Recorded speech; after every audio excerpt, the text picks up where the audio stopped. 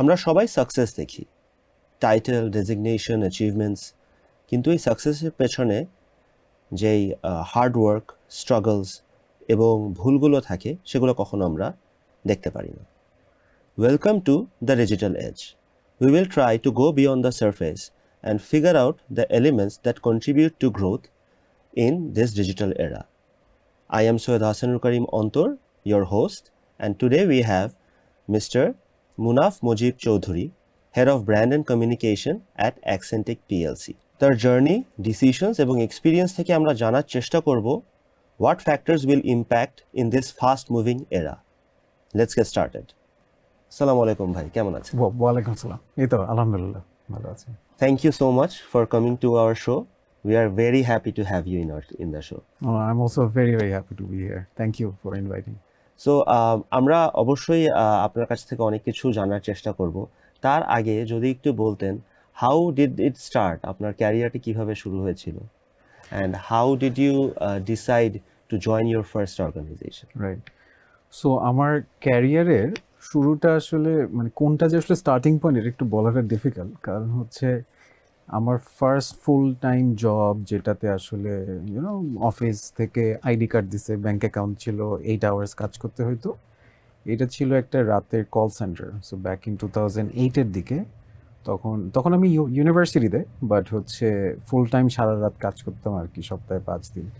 It was like ওই টাইমে বাংলাদেশে অনেক আউটসোর্সিং কল সেন্টার্স ছিল আর কি, আমেরিকা, কানাডার বিভিন্ন ক্লায়েন্টের জন্য দেখা যেত এখানে কিছু টিম থাকতো। তো ওই এক্সপিরিয়েন্সটা ওয়াজ ভেরি ইন্টারেস্টিং, বিকজ ওই টাইমে আমরা এখান থেকে বসে এসইও, ওয়েবসাইট, এইসব টাইপের জিনিসপত্র সেল করার চেষ্টা করতাম ওখানকার স্মল বিজনেসকে। সো আমাদের জবটা ছিল টু কল দেম আপ, আমাদেরকে লিস্ট দিত, আমরা কল করতাম, ইংলিশে সুন্দর করে বলার চেষ্টা করতাম আমেরিকান অ্যাকসেন্ট এসব শিখে জিনিসটা বলতে। So that was kind of the first job, যদি ওটা টাইমে ছিল, যদি ওটা আমি ইউনিভার্সিটি করার টাইমেই করতাম আর কি বিষয়টা। সো আমার ইউনিভার্সিটি 2 বছর ওয়াজ খুবই মানে হেকটিক ছিল, বিকজ আমি সারা রাত ধরে জব করতাম, সারাদিন ইউনিভার্সিটি করতাম, অনেক কিছু করতাম আর কি। But I think university শেষ করে my job was, I started at an advertising agency. I started as a strategic planner first, and then পরে অ্যাকাউন্ট ম্যানেজমেন্ট করছি, এরকম আর কি, ভেরিয়াস সোর্টস অফ রোলস এ কাজ করছি আর কি। সো এই পুরো জার্নিটাতে did you ever feel that you were lost, and if you did, then how did you find out the way from right? ওই সো situation? আমার ক্যারিয়ারে মানে লেটস সে এরকম একটা সিচুয়েশন ছিল প্রথম দিকে বলাটা ঠিক না, মানে আই থিঙ্ক আমি আমার ক্যারিয়ার প্রথম 4 বছরে 2বার রিস্টার্ট করছি। সো আমি লেটস সে একটা জব পেলাম একটা অ্যাডভার্টাইজিং এজেন্সিতে অ্যাজ এন এক্সিকিউটিভ, সেখান থেকে সিনিয়র এক্সিকিউটিভ হলাম, তারপরে ফর সাম রিজন কোনো একটা ব্রেক দিলাম, and then I had to start in another agency as an executive again. So and then ওখান থেকে আবার I had to start. So আমি মাঝে মধ্যে অনেকে বলি যে আমার ক্যারিয়ার প্রথম 5 বছর মাই স্যালারি গ্রাফ ওয়াজ একটা স্টার্টিং স্যালারি, উঠলো আবার নামলো, অনেকখানি নেমে গেল, অ্যান্ড দেন আবার উঠলো। So the first 5 years were very interesting, কিন্তু first 5 years I think they were many times were I felt যে I don't know whether I am doing the right thing, ঠিক দিকে আছি কি নাই। সো অনেক এরকম ডাউটফুল সিচুয়েশন ছিল আর কি। So how did you overcome those doubts, and how did you have faith in yourself যে আমি যে ডিরেকশনে যাচ্ছি that is the right সো আমি direction? Very early I realize যে সো আমি একটু খুব ইন্ট্রোভার্ট, আমি অত আসলে এক্সট্রোভার্ট না, আমি অত মানুষের সাথে বসে অনেক গল্পগুজব করতে পারি, বিষয়টা এরকম না। But funnily I have been working in business development for a long time, মোটামুটি অনেক দিন হয়ে গেছে। বাট আমি বাই নেচার এরকম। সো আমি একটা পয়েন্টে আই ওয়াজ থিঙ্কিং যে যে আমি কীভাবে কী করবো, কারণ আমি তো অত নেটওয়ার্কিং করতে পারি না, আমি অত বেশি মানুষের সাথে আমার অত ইনফর্মাল কনভারসেশন খুব একটা হয় না। But very early I realize যে the only way I can break through is যদি I make myself very মানে কী বলবো যে মানে আমি যেন অন্যর কাজে আসি। সো সেটা আমার কলিগস হোক, সেটা আমার মানে অন্য কোম্পানি পার্টনার্স হোক, ক্লায়েন্টস হোক, যেই হোক না কেন। সো আই রিয়েলাইজ যে আমার মতো একজন মানুষের জন্য যেটা করতে হবে সেটা আসলে আমার কাজে অনেক ফোকাস করতে হবে, so that I can deliver very good work আমি কাজ যদি ভালো ডেলিভার করতে পারি, কারণ সবাই তো দিনের শেষে আসলে কাজই করতে আসে, দে উইল স্টার্ট রিয়েলাইজিং যাচ্ছে ভালো কাজ লাগলে let's go to him. So ওইরকম একটা থট প্রসেস ছিল, যেটা আমি একটা পয়েন্টে স্টার্টেড রিয়েলাইজিং যে আমার জন্য প্রবলেম দিস ইজ ইট, মানে I have to work really really hard because that's the only thing I can do. Right, right, exactly. But এই কঠিন সময়ের মধ্যে কোনো সময় কি আপনার মনে হয়েছে that you want to give up? Give up no, কেন নো গিভ আপ? বিকজ আমার মনে হয়েছে মানে আমি আসলে মানে I don't think life at any stage I was in a situation where I could give up and say, I don't want to do this. যদিও I did something like that, যে maybe কোনো একটা organization I gave up on an organizations. There were many organizations I gave up on. I realized that I don't want to do this. কিন্তু in general, no, because I always had a lot of responsibilities.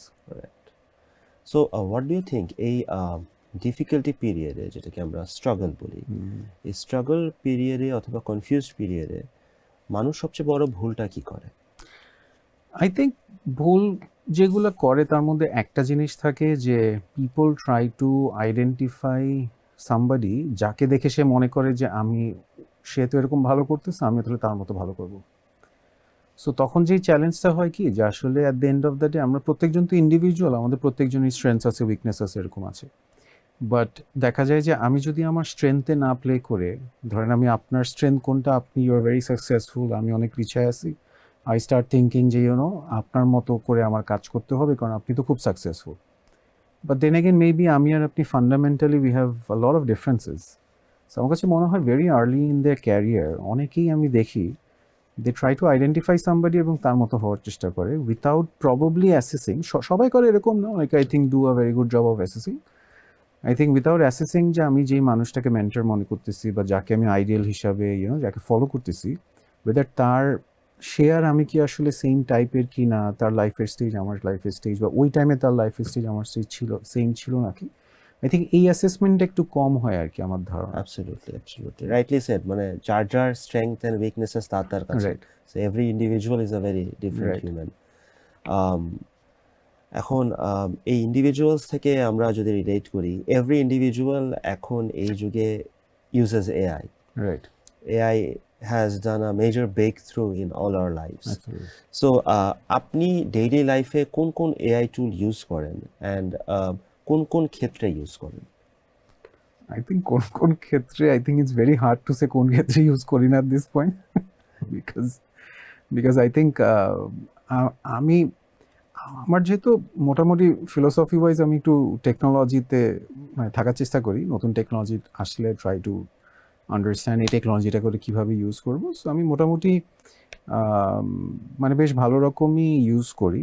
So it's chat GPT use করি, Gemini use করি, তারপরে copilot, তারপরে আমরা নিজেরাও কিছু specific AI টুল নিয়ে কাজ করতেছি, যেরকম কয়েকদিন আগে was experimenting with this AI টুল।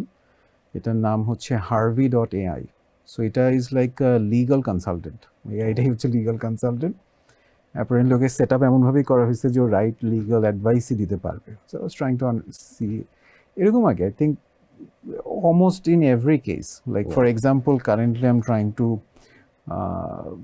মানে পার্সোনাল লাইফেও আই থিঙ্ক মেনি সিচুয়েশনস, খাওয়া দাওয়া থেকে শুরু করে trying to get an advice, trying to plan things out, যে দিকতে যাবো কোন দিকে গেলে হবে। ট্রাভেলিংয়ের জন্য I use it heavily because I think ট্রাভেলিংয়ের জন্য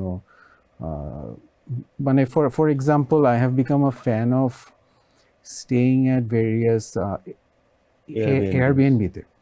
আর্লিয়ার ইট ওয়াজন্ট দ্যাট, পরে আমি গত কয়েক বছর এয়ারবিএনবিতে মানে কিছু দেশে এয়ারবিএনবিতে গেলে ভালোই লাগে, it feels very good.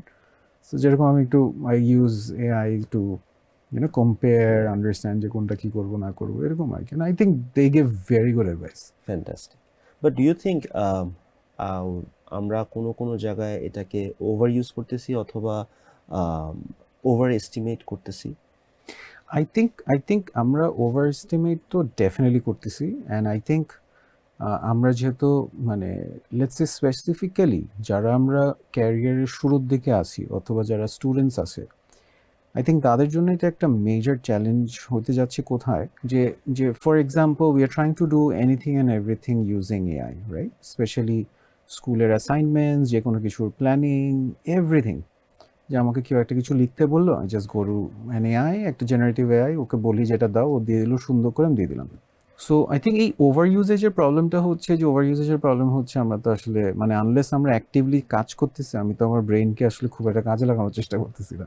So right. I think this is where the biggest challenge is, যে আমরা কি আমাদের ব্রেনকে, because the promise of AI is that AI আমাদের সব ফাংশনাল কাজ করে ফেলবে, and we will get to do things যেগুলো আমরা উই আর প্যাশনেট অ্যাবাউট, যেগুলো নিয়ে আমরা অনেক কিছু করতে চাই, আরও হাই লেভেল কাজ করব আমরা। বা চ্যালেঞ্জ হচ্ছে যে আমি যদি বেসিক স্ট্র্যাটেজিক থিঙ্কিং বা নিজের থিঙ্কিং ক্যাপাবিলিটিকে একদমই বন্ধ করে রাখি, তারপরে আরেকটা যে চ্যালেঞ্জ হচ্ছে যে আমরা এখন, মানে আগেও ছিল যে আগে লেটসে অটোকারে, গ্রামারলি টাইপের বিভিন্ন অ্যাপ ছিল, যেটার জন্য আমার আসলে কিন্তু সবসময় প্রপারলি কিছু লিখতে হতো না, বানান জানতে হতো না, অটোকারেক্ট ঠিক করে দিচ্ছে, অপশন দিয়ে দিচ্ছে। এখন তো জিনিসটা আরো ভয়ঙ্কর মানে পর্যায়ে চলে গেছে, রাইট? যে এখন আসলে আমার ল্যাঙ্গুয়েজের স্কিলস না থাকলেও doesn't matter, everyone can write well. But definitely AI তো আসলে আমাদের ক্রিয়েটিভিটি এনহ্যান্স করতেই আসছে, if we use it in the very right way.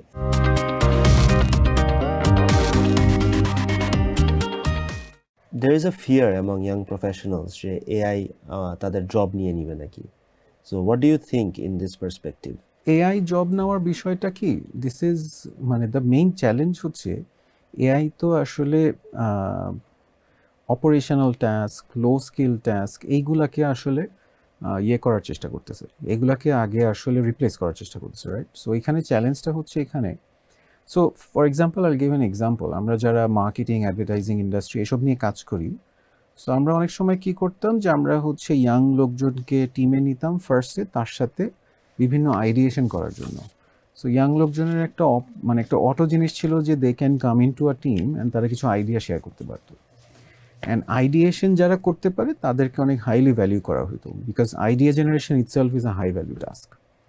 But suddenly with chat GPT আসার পরে and all this other AI যেগুলো আসলে তাকে ফলো করতেছে, and then every other day there is ওর থেকে বেটার ভার্জন রিলিজ করতেছে, ideation is no longer a high value task. Ideation করার এখন আর কোনো চ্যালেঞ্জই নাই, ইউ ক্যান বেসিক্যালি জেনারেট মানে unlimited number of ideas, basically এভাবে করে চিন্তা করলে। সো এইটা একটা বড় চ্যালেঞ্জ, বিকজ হচ্ছে আই থিঙ্ক এই ইয়াঙ্গার জেনারেশনের জন্য এই মানে প্রবলেমটা কোথায়, মানে প্রবলেমটা এভাবে করে চিন্তা করি, যে আসলে আমরা যারা এই ক্যারিয়ারে যেখান পর্যন্তই আসছি, আমরা কিন্তু আসার পিছনে একটা বড় কারণ হচ্ছে যে আমরা একটা টাইমে অপারেশনালি কাজগুলো করতাম। হয়তোবা আমি ফিল্ডে অনেক দৌড়াদৌড়ি করতাম একটা টাইমে, এখন হয়তো একটু কম ফিল্ডে দৌড়াদৌড়ি করি, বাট একটা টাইমে কিন্তু আমরা অনেক, প্রত্যেকজন আমরা যেখানেই আসি অপারেশনে অনেক কিছু করতাম, অনেক কিছু লিখতাম, এটা দিতাম, একটা ড্রাফটিং করে ফেলতাম, বা হচ্ছে একটা প্ল্যান ইনিশিয়ালি বানাতাম, বা কোথাও কাজটা করে আসতাম, একটা এক্সেল ফাইল দিলে ওইটা অঙ্কটা করতাম, মিলাইতাম, একটা রিপোর্ট বানাতাম, যেটাতে কি হতো আমাদের কিন্তু ওগুলা করে করেই কিন্তু আমরা এক্সপিরিয়েন্সগুলো গ্যাদার করতে পারছি।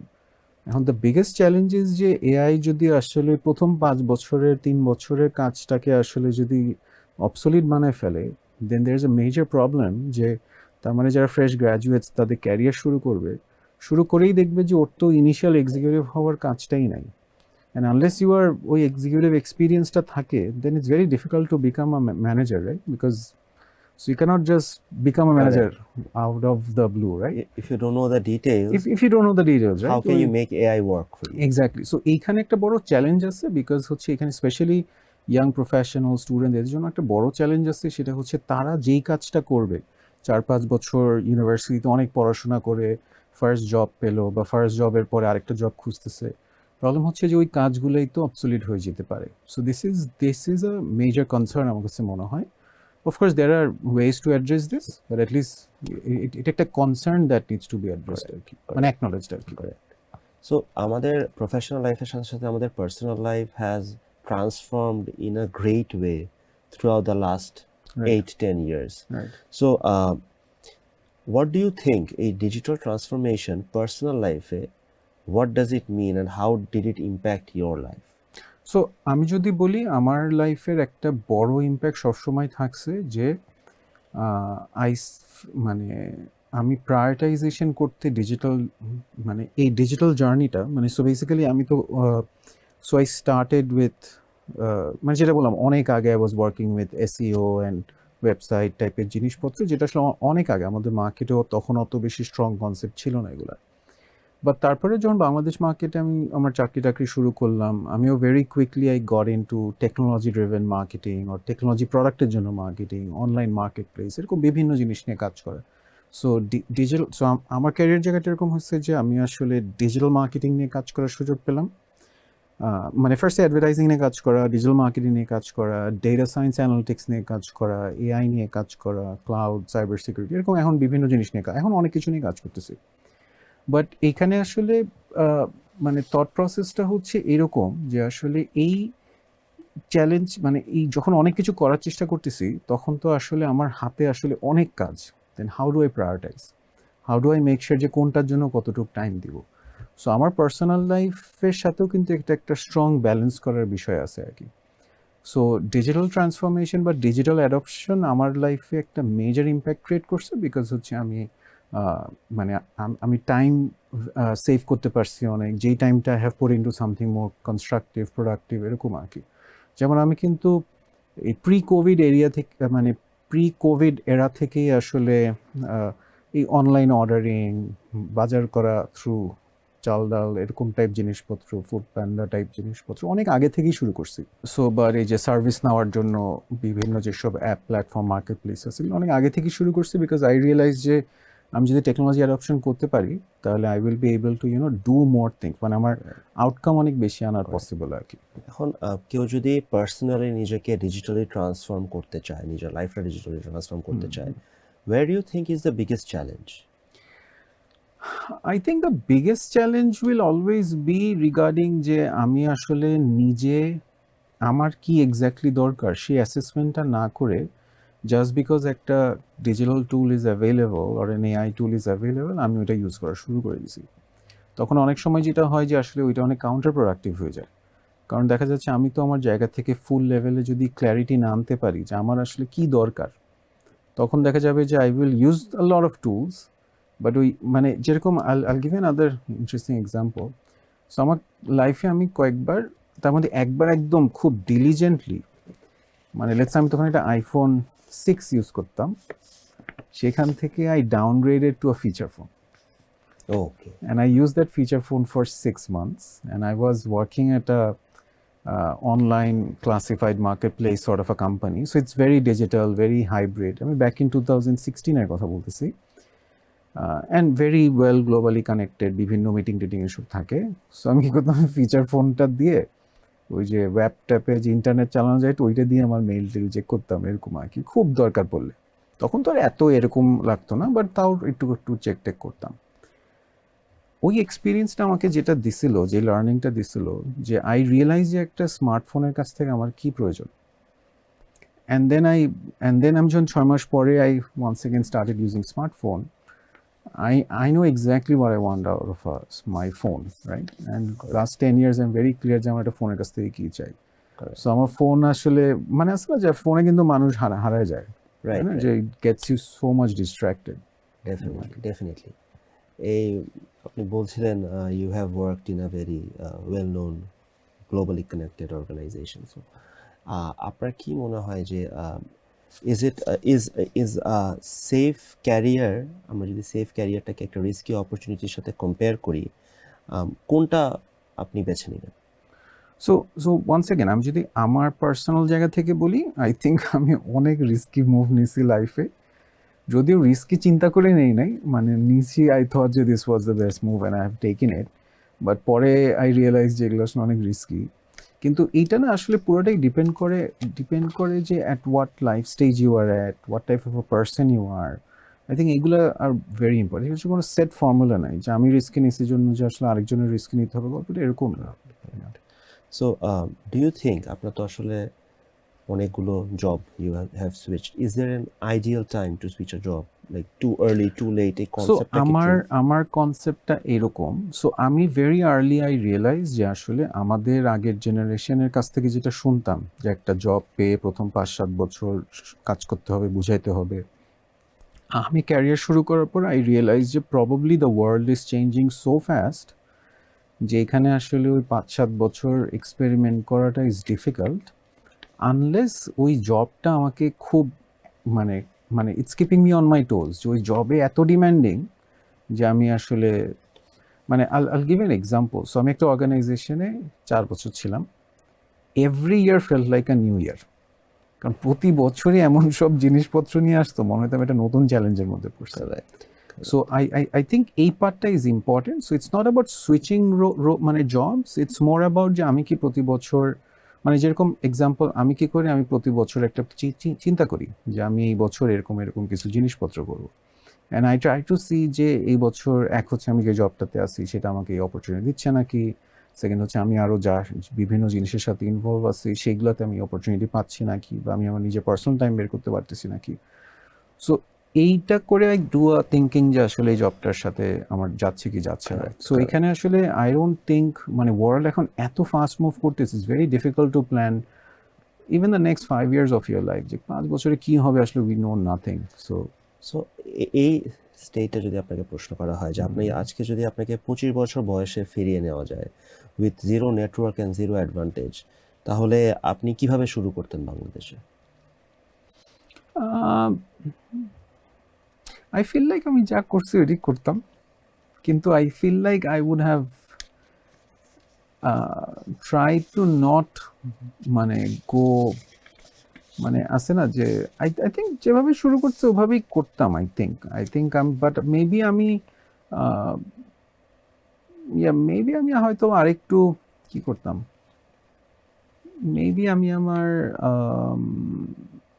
মানে স্কিল লার্নিং, আমি আসলে মোটামুটি অনেকদিন ধরে এসব করি, মানে I try to upskill a lot. Maybe I would have realise যে মানে আই উড হ্যাভ স্টার্টেড মানে মিটিং পিপল মানে মানে মানে ইন্টারাক্টিং উইথ পিপল আরেকটু আগে থেকে হয়তো করতাম। নেটওয়ার্কিংটা একটা পয়েন্ট পর্যন্ত আমার কাছে মনে হয়েছিল আমাকে দিয়ে তো নেটওয়ার্কিং হবে না আসলে।